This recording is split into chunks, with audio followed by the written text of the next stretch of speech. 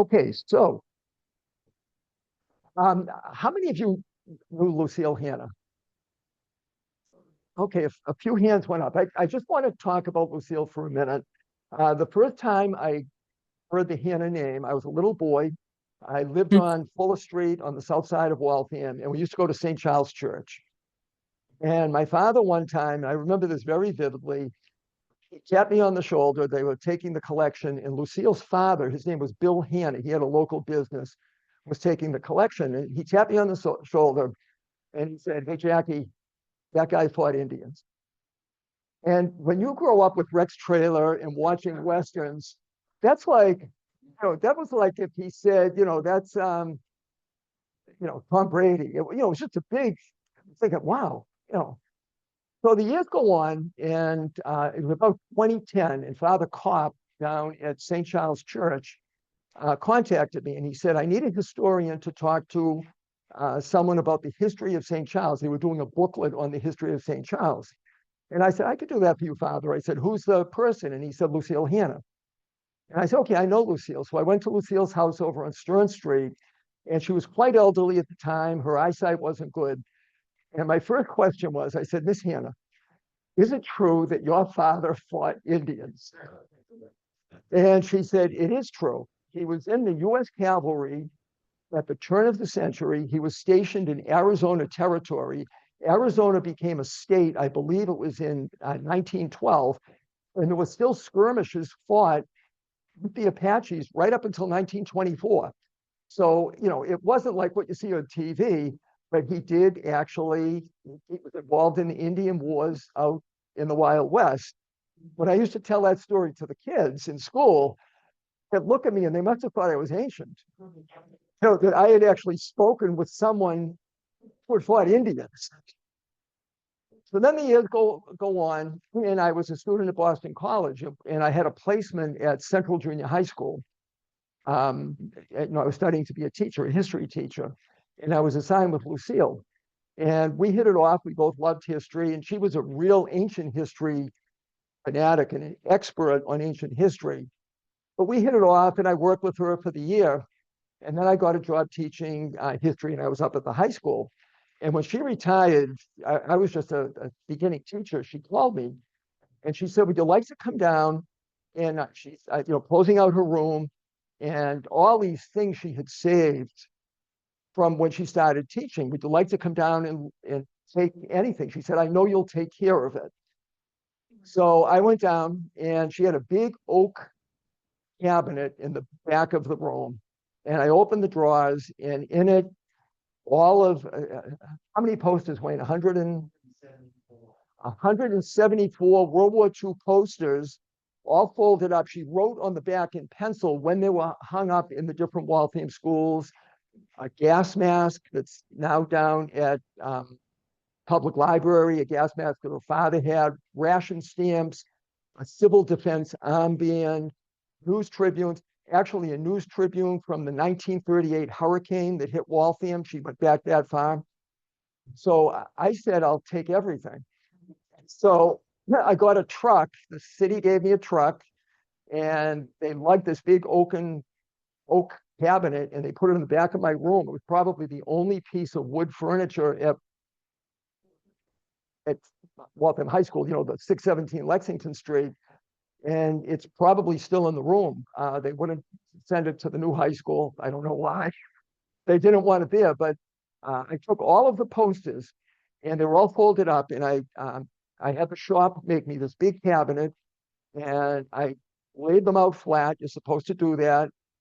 And I put them in this big thing that I had made, and they went under a bed for all of these years, an unused bed. And when I fully retired last year, I said, "Now it's, I've got to find a home for the posters." And I spoke with Wayne, and Wayne said, collection ties in with Waltham. They were in Waltham schools. They are exceptionally valuable. It's a one-of-a-kind collection. As I said, this is just a very small part of it. So Miss Hanna, who was also active in the Historical Society, volunteer at Gore Place, legendary teacher, she's the one who saved all of these different things and passed them on to me. Okay, and this is one of the things she saved. This is the Waltham News Tribune, and it's, of course, December 8th, 1941. And the day before, on December 7th, at 7:55 in the morning, Japan had attacked Pearl Harbor. The attack began at 5 minutes of 8. It was over roughly at 10 o'clock. The following day, President Roosevelt went to Congress and asked for a declaration of war. And his famous first line, of course, yesterday, December 7th, 1941, a date which will live in infamy. But if you look at the original draft of it, which is in his house in Hyde Park in New York, the opening line was, yesterday, a speechwriter wrote this, I'm sure, yesterday, December 7th, 1941, a date which will live in world history. So Roosevelt sees it, and of course, he understands the importance of words, and a word can, and you can see he crossed out world history and he put in infamy, and it made all the difference. So the U.S. declared war, and if you look over there on the far left, placed Waltham and Newton on war footing, because if the Japanese could attack Pearl Harbor, you know, hundreds of miles away from Japan, why couldn't Germany attack Boston or Waltham? The Battle of the Atlantic was raging at this time. We were trying to, the supply lines open, sending supplies up through Iceland, the polar bear route down into Murmansk, into the Soviet Union. We were sending supplies to England. So there was this real fear that at the beginning of the war that we could get attacked too. And I think that particular newspaper, I think it's out there somewhere. Okay, so let's start with industry. And you look at wartime, and you look at World War II, and what people usually think of, they think of President Roosevelt, they think of President Truman, they think of General MacArthur, they think of General Eisenhower, they think of battles in the Pacific, battles in Europe. The war is fought on the home front. And, it is a world war in the entire American economy. The entire country is mobilized for war. And the war impacted every aspect of life in Waltham, from the schools to the economy to shopping. Even Christmas lights were banned for a period during World War II. You had to save electricity. But in industry, the US government set up something called the War Production Board, and it was in charge of mobilizing American industry for World War II. And a lot of factories could only produce wartime products. And this is Waltham Watch Company. And the slogan up at the top, Waltham works for victory. And the man you see standing there, that's Spike Dumaine is his name. I don't know if his real name was Spike, but that's what he went by. That was his real name. His father owned the company, Fred Dumaine, but that's Spike Dumaine, and that's Mayor Hanson to his left. And if you look at the posters there, selling war bonds. So everyone is encouraged to purchase war bonds to finance the war.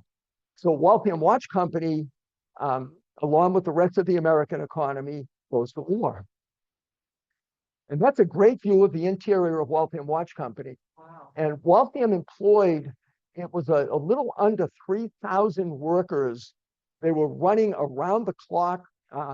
All production was only for war goods. There were nothing civilian was manufactured there. Everything was manufactured for the war. And you look at the number of people, just all building watches for the war. This is another room at Waltham Watch Company, and I put this picture in because of the flag. So a lot of the pictures, when you look at industries during the 1940s, you'll see flags with stars on them. And a blue star signified that if you had a blue star in your window, it signified that someone in your house was fighting in the war. So my grandmother, my father fought, and my Uncle Donald fought. She would have had a flag in her window with two blue stars on it, meaning you'd walk by the house and you'd say, okay, there's two people in that house fighting in the war. If someone died, you would take the blue star off and it would become gold star. And this isn't in color, but you can see in this particular department of Waltham Watch Company, what do they got? 6 or 8 or so? 8 stars. So 8 people in this part of Waltham Watch Company fighting in World War II. And altogether in World War II, I believe it was 420 workers at Waltham Watch Company fought in the war. W.H. Nichols had a huge, down on the island, had a huge number of employees that were fighting in the war. Grover Cronin, and they all put up flags with stars signifying they were taking part in the war effort. I went to that one. Okay, January 31st, 1945. Waltham Watch Company, you'll recognize that. The view hasn't changed. That's Crescent Street. And the US government had established, they're called E Awards, E for Excellence. They were put out by the Army and the Navy. If you were given an E Award, it meant you went above and beyond what was expected to fight the war. So if you got an E Award, and there were 85,000 companies in America that produced products for the war, 5% of them got E Awards. So it was a really prestigious award. Raytheon got an E Award for building radar. Much of the radar in World War II was built at Raytheon. They manufactured magnetrons. I don't know what they are, but they manufactured magnetrons that were used in radar. W.H. Nichols, you might remember that. That was down on Ward Avenue on the island section of Waltham. They received 5 E Awards. They manufactured sophisticated pumps for ships and for airplanes. And Waltham Watch Company, towards the end of the war, they got their E Award. So they were going to have a big parade. So 4 o'clock on January 31st, workers came out and they lined up on Crescent Street. There had just been a snowstorm, and a couple of days after this, they got 18 inches more of snow. And I'll tell you how I know that in a minute. And in the front, I believe, I could be wrong, but they'd always sent a general. The US government would send a general to present the E Award. The guy who came to Waltham was General Robert Sofford, Sofford. I believe that's him. Governor Tobin is probably one of the front people there. Mayor Devane was in office. He's probably in the front there. And behind are all the workers. And they're going to go from Waltham Watch Company, so picture Waltham Watch, and they're going to march down to Moody Street. So they're going to end up going to the Embassy Theater. That's where the award will be given. So this is a picture I don't think any of you have ever seen. I just got this. A good friend of mine, John Graceffa, who is a longtime principal of Waltham High School, and he's, we swap old Waltham stories, we get together. And he happened to mention he had a picture of a parade on Crescent Street during the 1940s. And he gave it to me. I made a copy of it. This is the workers. And if you look at this, this is taken from the roof of Grover Cronin's. Way over on the far left, you can see the corner of the Inner Pickle building. If you look carefully, it still looks exactly the same. So here come the 2,500. Now, why did John Graceffa have this? Look in the background, and you see the fruit and vegetable market there? That was owned by a man named John Rastusha, who was his uncle or his great uncle. That's why he had this picture. And on the back of it, it's all, and I wrote it on the back that I donated to the Historical Society. All this information is on the back, including the information that in a couple of days, this is a couple of days before the 18-inch snowstorm hit Waltham. So there had been a first snowstorm and another snowstorm is about to happen. So there go the workers. And one of my favorite pictures, but that's the embassy. So they crowd into the Embassy Theater, and the embassy was a massive theater. It wasn't like the little box theaters you get at malls today. I believe it had 2,500 seats in that. To put that in perspective, If you've been in the Waltham High School auditorium, that's Waltham High School's auditorium times 2 plus 400 seats. That's how big it was. Waltham High School occasionally would hold graduation ceremonies there. And unfortunately, it was demolished in 1972. But the slogan, you can see the E award, you can see the flag given to Waltham Watch. And I don't know what happened to that flag. That, maybe it's in someone's basement and eventually it'll be donated. But look at the slogan, Waltham times the attack, production for victory only. So Waltham is producing time fuses, they're producing military watches, they're producing compasses, all kinds of sophisticated timing devices for World War II. Okay, they had to raise money to fight the war. And this is in Waltham, and the Waltham Community War Fund, that was a local group that's collecting money. Give double, the world's in trouble. So people are contributing money to all these organizations to support the war effort. If you look in the background, this is on Moody Street. Buildings are still the same. Another really neat picture, that's Grover Cronin's. So in September of 1943, the city is holding this giant war bond rally. And it's on-page news in the News Tribune. All the companies have posters.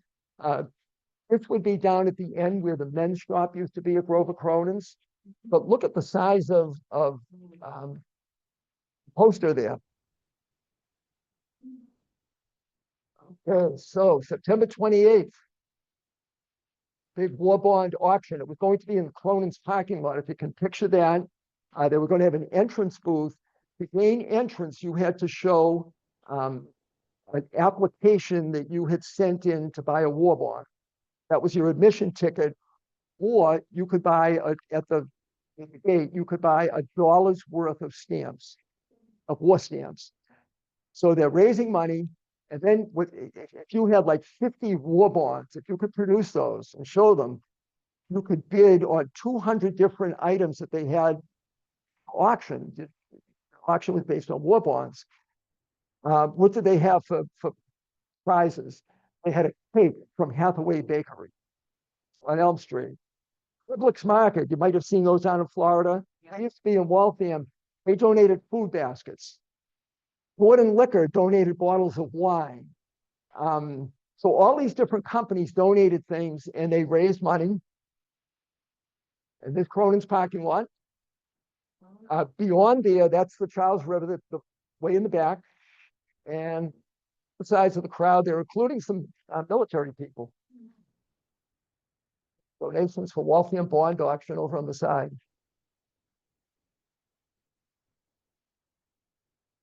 Okay, and then a big push to, once again, it's a world war, get everyone involved in the war.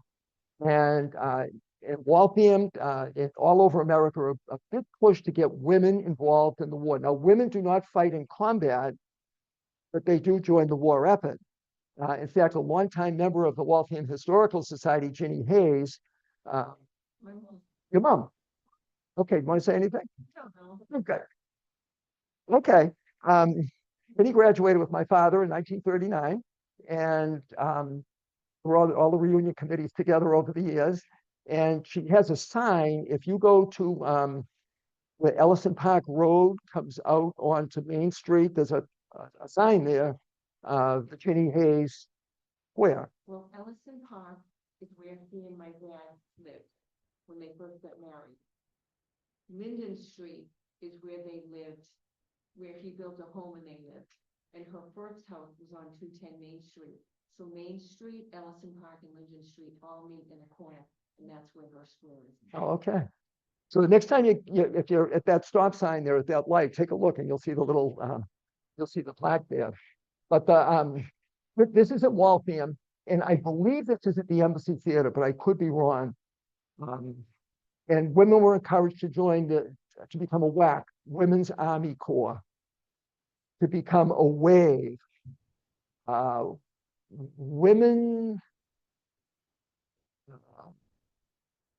I forget the A, volunteer for emergency service. So the waves were with the Navy, the WACs were with the Army, and they'd be radio operatives, they'd be doing clerical work, but a lot of women take part in the war too. And a lot of the posters in the Lucille Hanna collection, they feature women, encouraging women to get involved. One of the tragedies during the war, in 1942, the mayor of Waltham, his name was Arthur Hanson, and Mayor Hanson was at a bond drive on the Common. There were 5,000 people in attendance on the Common, and he suffered a massive heart attack and he died on the Common. And as far as I know, he's the only mayor in Waltham history who died in office. So the mayor died, and this is the funeral. And if you look at this, a lot of interesting things. If you look right here, those are World War I vets. Mayor Hanson had fought in World War I, and he was a fairly well-known officer in the war. He fought in 1918 in the Battle of Chateau Thierry, which was the first involvement of US troops in France. And the commanding officer was shot. And he turned to Lieutenant Hanson from Waltham, and he said, "Lieutenant, the command is forward. See the boys through." And then he died. Sounds like a Hollywood movie. "Lieutenant, the command is forward. See the boys through." And Mayor Hanson, his sons, by the way, were fighting in World War II at this time. If you see his grave at Mount Fee, the epitaph is, "The command is forward." But anyway, he passed away, and this is his funeral procession. So look at City Hall, draped in black, building where old Raytheon Credit Union, Bright Ridge. Yeah. Bright Ridge, it used to be Clarkson Furniture Company. It was a furniture store. There's other interesting things in the picture here.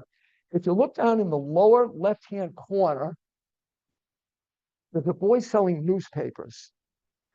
And he had the bike, and you have the basket in the front, and you have the newspapers in it. Now, if I said to the kids in school, "Do any of you sell newspapers?" You don't know what a newspaper is anymore.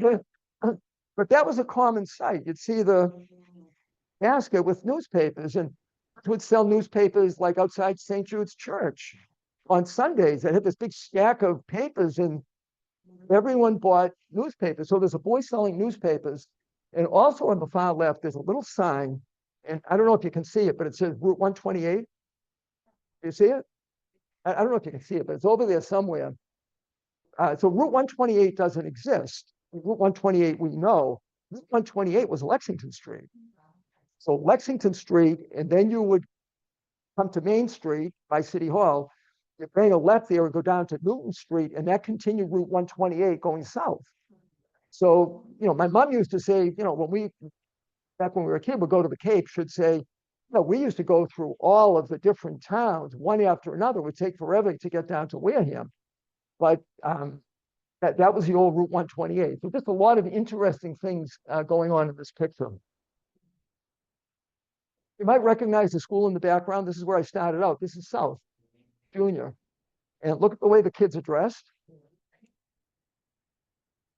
Peter, if we had my way, this is how they'd be dressed today. I always said to the kids, they should be a dress code for the kids. And if I had my way, there'd be a dress code for the teachers. I never taught a day without wearing a tie. But the kids there, and you can see the flag they're raising, once again, a star. So that, I don't know how many kids, graduates of South Junior were fighting in the war, but an assembly at South Junior. Then there were all kinds of scrap drives that took place during the war. And this particular one, I'm going to check my notes on this because I want to make sure I get it right. Forget the year. I think it was 43.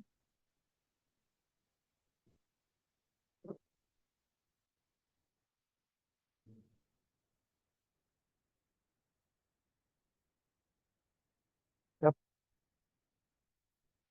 Okay, it was 1942. And the Boy Scouts, they held a Salvage for Victory drive. And they ran it for a total of 6 weeks. They collected newspapers, tin cans, metal objects, anything at all. And I don't know exactly where this is, but this is Waltham Boy Scouts taking part in the scrap drives. And this is Waltham also. I believe this is Crescent Street. I could be wrong. It looks like a South Side street, but Waltham kids in a newspaper drive collecting newspapers. So once again, it is a world war. The whole country is mobilized behind the war effort. Someone. Waltham Common in the distance. But look at the kid collecting newspapers there. I love cars too. Yeah, the cars are great. Miles. Yeah. It's a different country. Okay, and another thing, this is from Miss Hanna. She had a lot of different objects. Some of these are on exhibit at the public library now, but you could join the civil defense. And that was open to men, to women, to senior citizens, kids. You could join the civil defense, and those are some of the things that you could do. Down at the library, we'll be showing this in a minute. There's an armband that Miss Hanna gave, and it was her father's. He was in the civil defense, and it's blue with a white circle. And inside, there's like a fire going.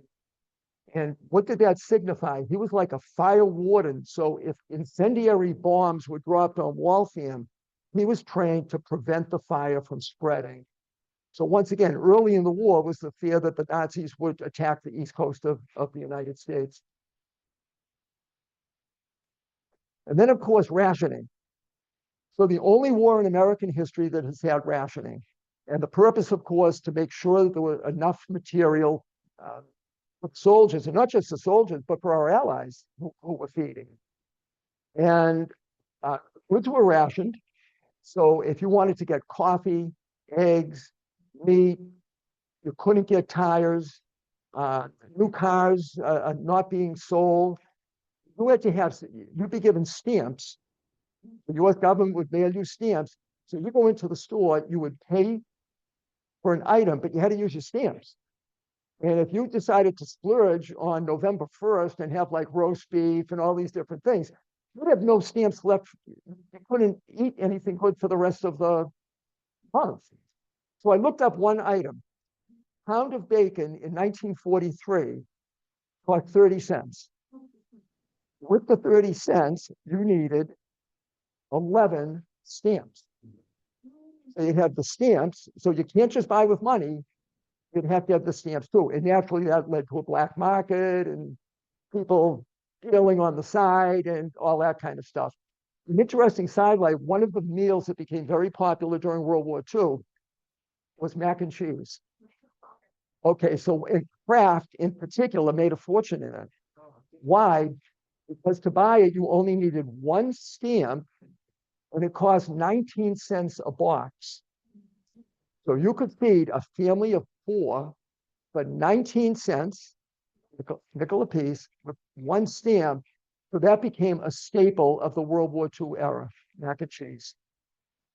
And this is Miss Hanna here. That's her mom, I believe, 20 Stern Street. And she donated all kinds of stamps. And those are on exhibit at the public library also, the ration stamps. Yes. So what would the amount be a lot? What percent is that 11? I don't know the answer to that. Yeah, I don't know. But there were stamps for different things. There were gasoline stamps and wheat stamps, and it was based on the number of people in the family. Did you buy? No, they were given to you by the government. Yeah, they were just sent to you by the government. And that's one of the things that came out of the war. This huge growth of any war leads to more centralization and more, all kinds of government agencies and government bureaucracies necessarily to win the war. Some ration stamps. Those are from Miss Hanna's collection. We also donated, well, I'll get to it in a minute. Yes. Yes. And at the war bond rally that I showed you at Grover Cronin's in the Waltham News Tribune, they put in an article, there was a rumor that there might be 4 pounds of butter available. And people will be going, wow, 4 pounds, that's unbelievable, you know. And that's where you got oleo and all of the other things, margarines. And his rationing, a poster, that's from Miss Hanna.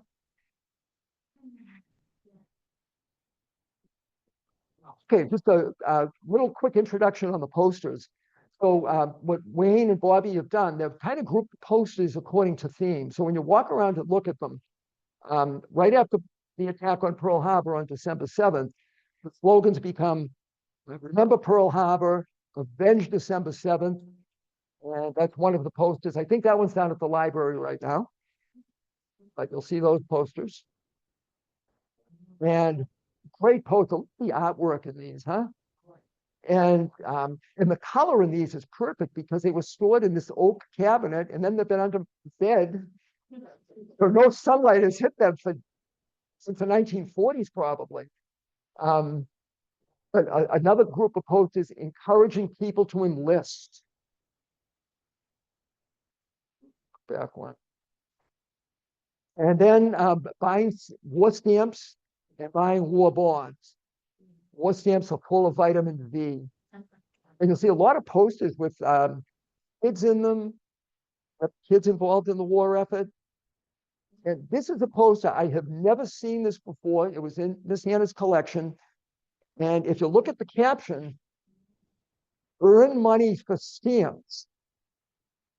Okay, when I was teaching after a snowstorm, I'd always go in the next day as a joke and say, so how much money did everyone make? And naturally, no one made any money because no one's out shoveling. And I would right away tell stories of the old days when I'd be out shoveling. But if you look at this kid's pushing a car. There's kids shoveling. There's kids doing all kinds of things to earn money. And why are they earning money? For stamps. That poster is right out there. I think it's the most unusual and probably most valuable poster in the collection. I've never seen that anywhere. I mean, you know, see the kids skiing off of Kids are skiing, and there's a sign up there that they're selling tickets so you can ski off the roof. It's a really neat poster, just a lot of good things going on. Keep Santa Claus going. Another powerful poster, you know, to purchase war bonds. Look at the expressions in the kids' faces too. Oops. Okay, and then the whole idea that there were spies everywhere. You don't know who could be a spy for Germany, a spy for Japan. So don't talk. You know, remember when you're kids, you know, loose lips sink ships. Zip a lip to save a ship. I remember hearing zip a lip all the time when I was a kid.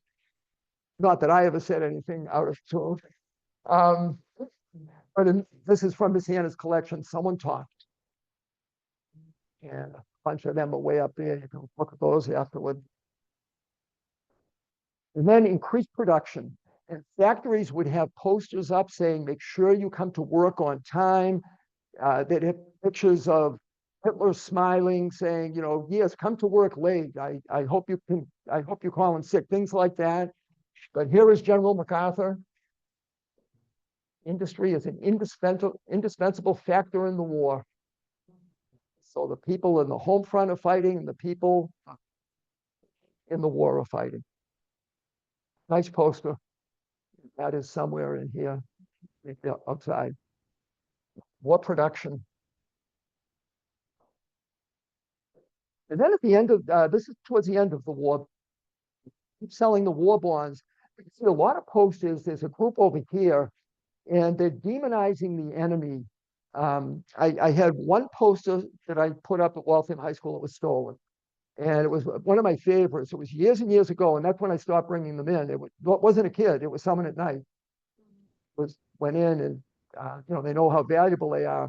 And it was a little girl in a big swastika imposed on her face, the shadow of a swastika. And the caption was, "Deliver us from evil." And it was stolen, and they never figure out who did it. So I said, okay, the posters just stay under the bed forever and ever.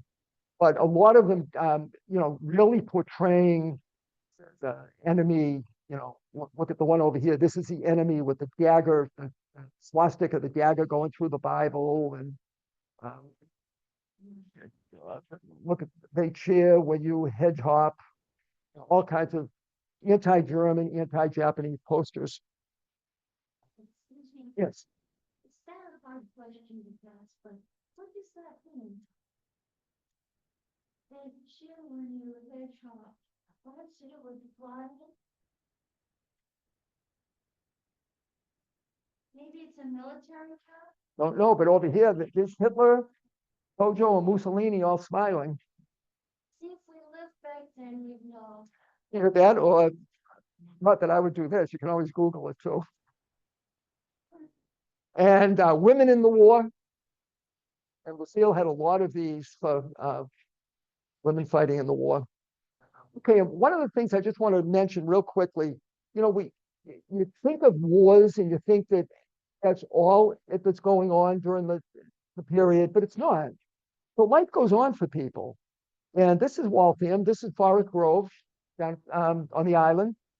And beach was always mobbed down there during the summer. So there was still kids swimming and people going on vacation, and life goes on. This Forest Grove, the Charles River, the number of kids. My father used to swim there. He said the only thing you had to watch out for were the leeches. So you'd come out, and because it's a river, and you might end up, he said you'd always look at your leg and brush any leech, any of the little leeches that would get on you. And the beach, it's go to Forest Grove, you can still see where it was, and off to the right, you'll see Fox Island. So it's, you can still see where it was. And, Wayne mentioned hockey. So high school sports go on. And this is Waltham High School's hockey team. I used to show this to the kids, and my question would be, what's unusual? And kids would look at, and I'd say, by the way, the man on the far left, that's Walter Bryn. Remember Mr. Bryn, the hockey coach? After we were in school, Mary, he was still the coach. There have only been, in the history of Waltham High School, 4 hockey coaches. So there's only been like 6 basketball coaches. So you had Mr. Bryn, Peter Yetton, John McGuire, and John just retired, and his son Chris will be the head coach next year. So in the history of Waltham, 4, which is incredible. But what's unusual, and the kids would look at this and they'd say the equipment, and finally one of the hockey players would always say, where are they? I'd say, that's what's unusual, they're outside. So you had to wait till the ponds froze because there's no indoor rink. They played their games at the old Boston Arena, but they didn't get ice time to practice, so they waited until the ponds would freeze. It's Clark's Pond. Waltham High School football continued. And to me, the interesting thing here is the size of the crowd. They would get thousands of people there. And if you remember, you know where the old recreation building used to be at Leary Field? My father used to always point to that, and he used to call that Poverty Hill. And I said, what are you talking about? He said, that was Poverty Hill. And I said, why? He said, well, people would stand there to watch the game who didn't want to pay to get in. And believe it or not, I found an article or a little drawing that they used to do for sports. It was either in the Herald or Globe, and it had a drawing of Leary Field, and they had a hill, and it said Poverty Hill on it. So my father had it right. There was a little hill that people would stand on and watch the game so they didn't have to pay. Okay, and the war, of course, ends in 1945. So in May, I think it was May 7th or May 8th, Germany surrenders. The war continues. Take a look at the news tribunes right out there. There will be the one, you'll see the newspaper when Germany surrendered. Right underneath it, it says, subdued, silent, something about Waltham subdued and silent at end of war. And the reason is the war's not over. Japan is still fighting. So President Truman makes the decision to drop 2 atomic bombs in Japan. Japan surrenders. And December 7th, 1945, here's the News Tribune. So all in color, which was enormously expensive. And the Gold Star, 138 Waltham men were killed, 5,415 That would be men and women were in the service. In the war in Waltham, I always used to say to the kids in Waltham High, it really doesn't end in 1945. In the year 2000, there were 42, a lot of Waltham seniors left school to fight in the war. You know, you think of that, they're 17, 18 years old. They quit school to go to war. And the city of Waltham honored them, Operation Recognition at Waltham High School. In the auditorium, they had a graduation ceremony for 42 men. And I saw it, and they were in their 70s and 80s. And, some of them had trouble going up the stairs, but they were given it was a real moving ceremony. They were given their high school diploma. So that's really kind of the end of World War II in Waltham. And just quickly, this is the exhibit down at the public library. So if you get a chance, take a lot of the things in Miss Hannah's collection are right in the front there. Yeah, it's a really nice exhibit. That's a gas mask. So he would have had a gas mask. Poison gas is not used in World War II. It was used in World War I. At the beginning of the war, no one knows that. So Miss Hanna was a civil defense guy, so he had a gas mask. Oh, here's the ambient right there. And this picture here, it's one of my favorites in the archives. Waltham puts up a memorial for all of anyone who fought in World War I and World War II, and it says Waltham Honor Roll for God and Country. So you could go there and you could look up, you could find your uncle's name, whoever it was. I wish they had that back. I think that would be really nice just to connect people with people from the past. And I think it's just very poignant with I don't know, they're looking for their father's name or their uncle or grandfather, it's just a really nice picture. And in the background, that's Moody Street in the background. I don't know what happened to them. They took them down. They have a war memorial that's right along Main Street, but it doesn't have all the names. Yeah. Okay, and that's walking around. Okay, I think that's it. Another one? Nope.